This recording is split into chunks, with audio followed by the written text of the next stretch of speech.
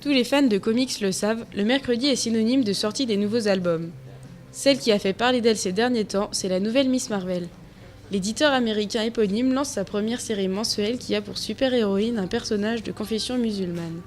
C'est vrai que c'est la première fois où on donne l'opportunité dans une des séries de Marvel et DC, qui sont les deux gros éditeurs, de tester si la minorité musulmane et en plus femme, ce qui aussi amène une autre image et d'autres problèmes en perspective aussi, et si c'est porteur ou pas, quoi. Nés pendant la période de ségrégation, les super-héros n'ont cessé de véhiculer une image stéréotypée de l'Amérique. Superman a vu le jour en juin 1938. Depuis, les comics sont devenus un élément majeur de la culture états-unienne, portant corps et âme les valeurs d'une Amérique conservatrice. La seule chose que la majorité voulait voir, c'était des héros blancs, protestants, mâles. Il y avait déjà même un retard sur la représentation de la femme.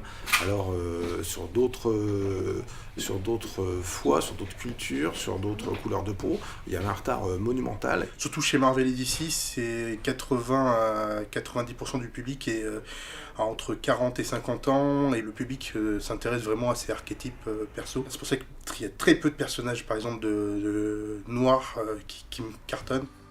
Les éditeurs ont longtemps ignoré les minorités culturelles et religieuses occidentales.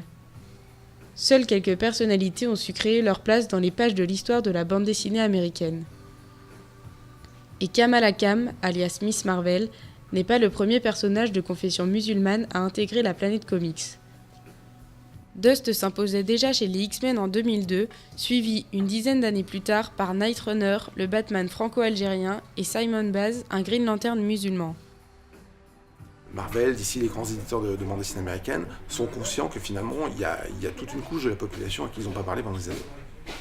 Et cette couche-là, la seule manière d'aller la chercher, c'est de lui proposer des héros qui peut-être pourraient l'interpeller. Forcément, on s'adresse à un public qui n'est pas là pour l'instant dans les boutiques de comics.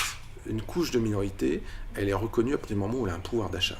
La culture en elle-même, elle la porte peu en fait au final. C'est-à-dire que là, elle est musulmane, mais techniquement, ça aurait pu être juif, elle aurait pu être athée, hindouiste ou autre.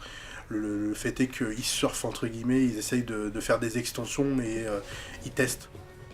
Les éditeurs s'ouvrent à un nouveau public et ils ne s'y sont pas trompés. La population musulmane aux États-Unis devrait atteindre plus de 6 millions de personnes en 2030 et 2 milliards dans le monde.